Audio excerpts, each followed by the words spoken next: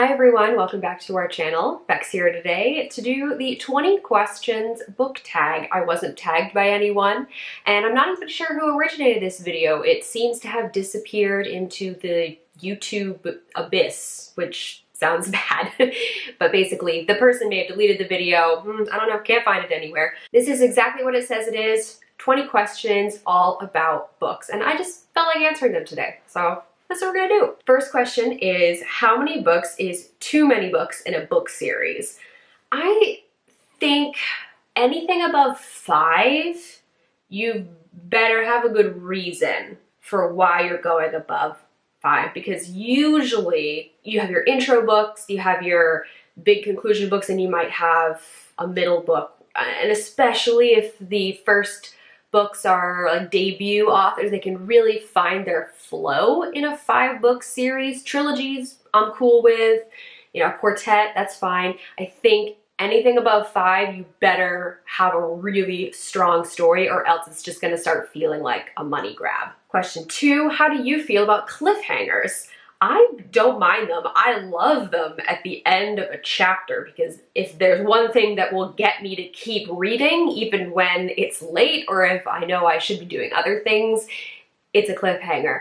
In terms of cliffhangers at the end of a book, I don't like those as much. I'm okay with them, but that's usually only if I know, like, oh, the next book is readily available to me or it is coming out soon. Question 3 is hardback or paperback? I am definitely more of a paperback person.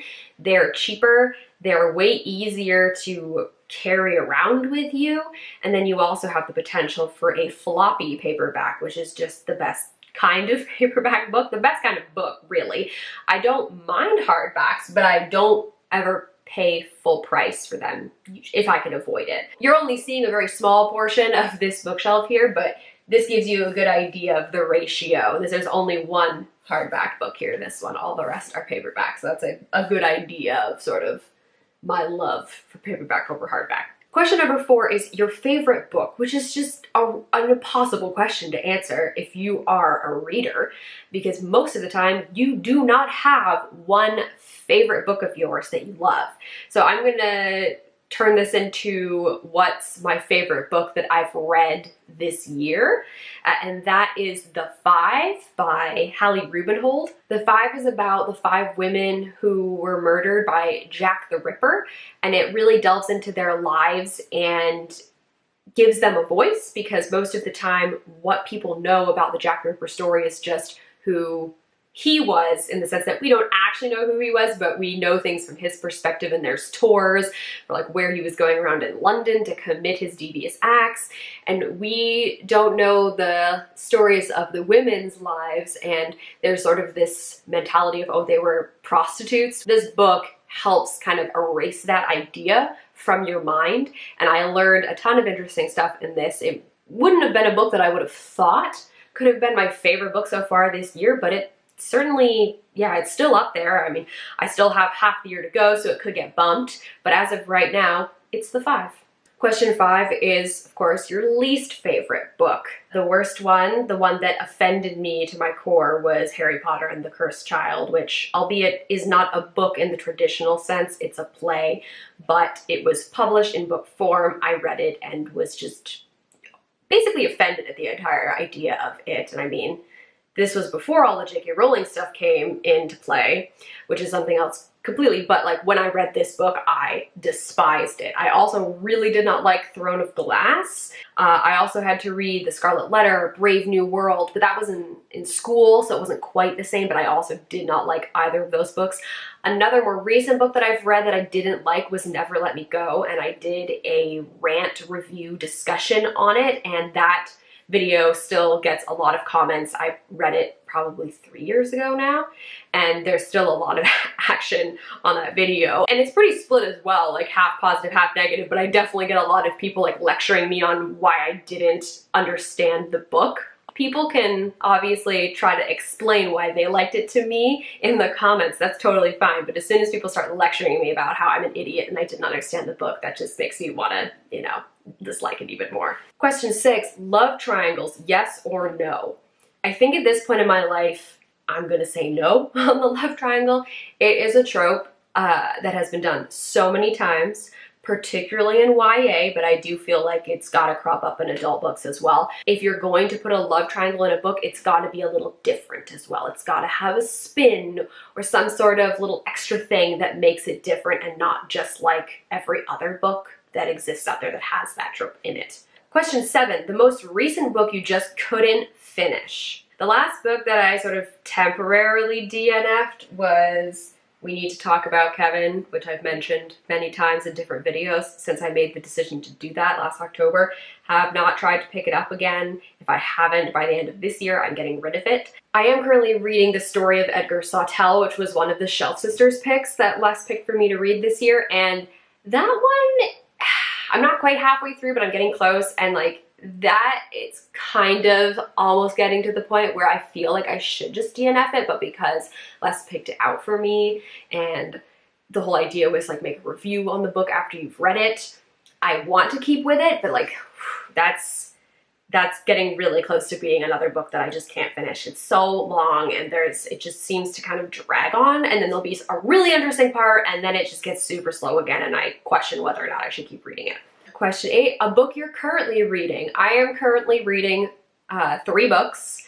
The first one I just mentioned, Story of Edgar Sawtelle. I am also currently reading Solitary by Albert Woodfox and Sea People, which I'm listening to as an audiobook.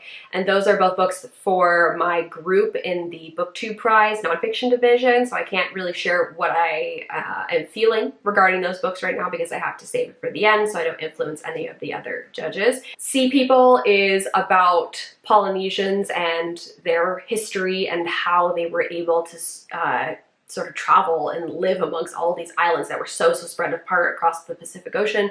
And then Solitary is Albert Woodfox's story about spending over 4 decades in solitary in Angola prison in Louisiana. So yeah, that's a very relevant and hard-hitting book, especially for right now. Question 9 is the last book you recommended to someone. I think that was actually Just Mercy by Bryan Stevenson. I was recently talking, like FaceTiming with my family. We were talking about the Black Lives Matter movement and everything that was happening with that.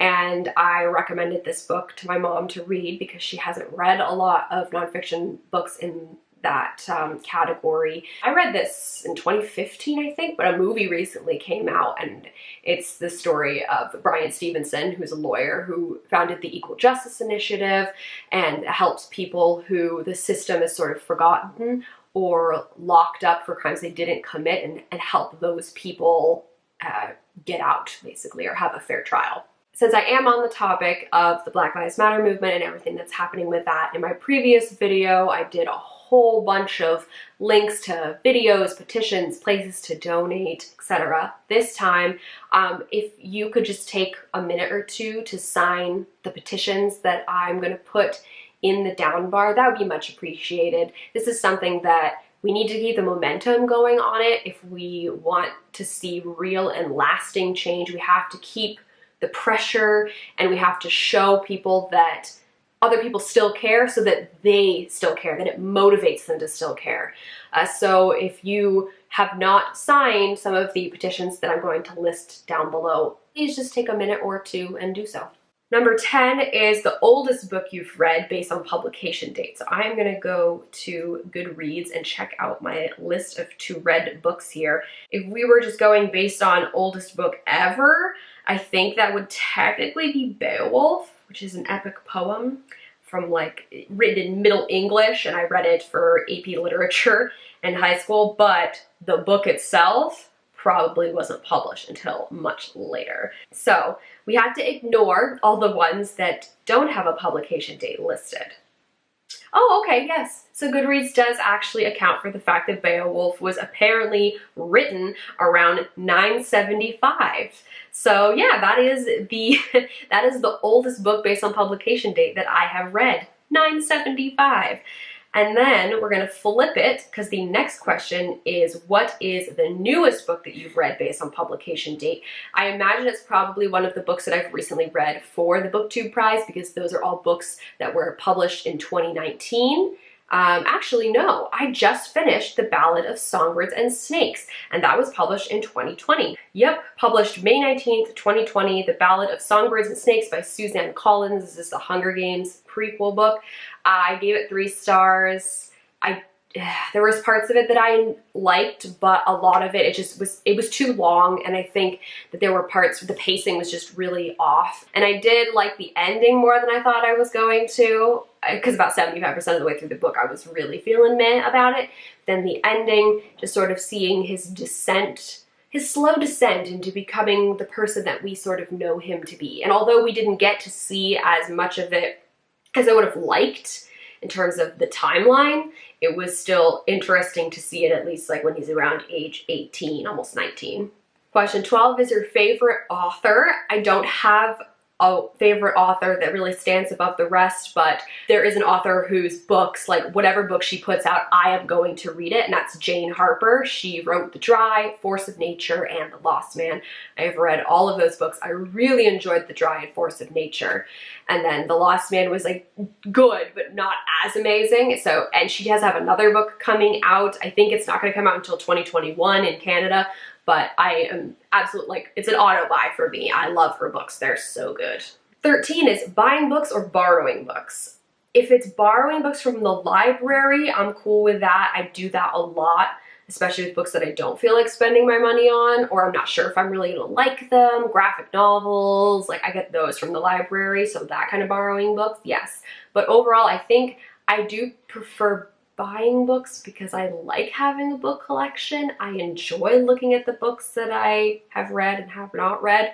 I do really like the idea of buying your books to own them and then having books that you really love on display, books that I can show to people and share and just like tell about how much I loved them. Question 14 is a book you dislike that everyone else seems to love. I didn't really like First They Killed My Father, which is by Long Ung. It's a daughter of Cambodia remembers. It's about the events in Cambodia with the Khmer Rouge, and the author was about 5 when it started, and I think the book spans about ages 5 to 8. And I was expecting something very powerful, well-written, well-reflected on, because it's been so many years since it happened to her, and everybody had always talked about how great the book was. And I was really underwhelmed. Not just because the story itself was very powerful, but it was also confusing, because she was remembering things from an age where like a 5-year-old doesn't understand everything that's happening around them. And I think that translated into confusing me, the reader. And there was some things that, like, inconsistencies of like, this thing was mentioned and then I was wondering what happened to it later on. And then also the editing of the book was really poor. For some reason, the first half of the book was okay, but then the second half of the book, I started noticing a lot of issues in terms of the actual editing, like punctuation and stuff like that. It was just so weird because I wasn't expecting that to be the case at all, and I was really, it makes me sad because I really wanted to like that book. I was just scrolling through and I found another book that I remembered that I didn't really like that everybody else seems to love, and that's Rebecca by Daphne du Maurier. I was really underwhelmed by that book. Everything that I heard up to the point where I picked it up was so positive, people talking about how much they absolutely love that book, rereading it, etc. And I was just very underwhelmed. Like, I made it through the whole book, but it did not hit me the same way it hits other people. Question 15, bookmarks or dog ears? Bookmarks all the way. I don't like dog earing books. It's totally cool if you do it and it's your book, totally fine. But for me, I have a little collection of bookmarks and I just kind of rotate through them. And sometimes I try to match the pattern on the bookmark to the book. Like if the vibe of it fits the vibe of the book, that's the bookmark that I choose. Question 16, a book you can always reread. I'm not a big rereader. There's only a few series that I've reread in my life. And I think one of the ones that I have reread twice, and I think I would still reread again if I was really in the mood for it, is the Gemma Doyle trilogy by Libba Bray. I read it originally in high school, and then I think I read it like when I was in university again. And I own the books. I really loved them, like love them so much. I still would really like them for them to be made into movies or a TV show. Oh, it's so good. I remember enjoying it so much both times that I read it. I think that's something I would definitely reread again. 17, can you read while hearing music? Yes, as long as the music does not have lyrics. I really enjoy listening to music while I'm reading because it kind of helps me block out the rest of the world and what's going on. So it's usually sort of like kind of chill music, or it can be classical, and also sometimes like Disney score music. That works most of the time. Sometimes I do get distracted by the music because I start thinking about the Disney storyline, but definitely listening to music a lot when reading these days.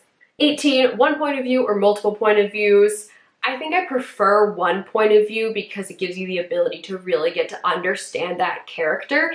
Multiple point of views can be helpful in telling a story and can be really good when done right, but I feel like it gives you less time to really get to know the characters. So one point of view is preferable. 19, do you read a book in one sitting or over multiple days? Definitely over multiple days. When I was a kid and I didn't have responsibilities and I didn't have other things to do as much, I was all for just sitting down and reading a book in one go. I did it a lot.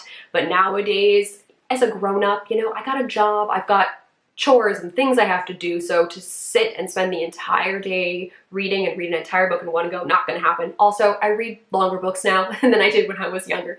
So definitely reading a book over multiple days these days.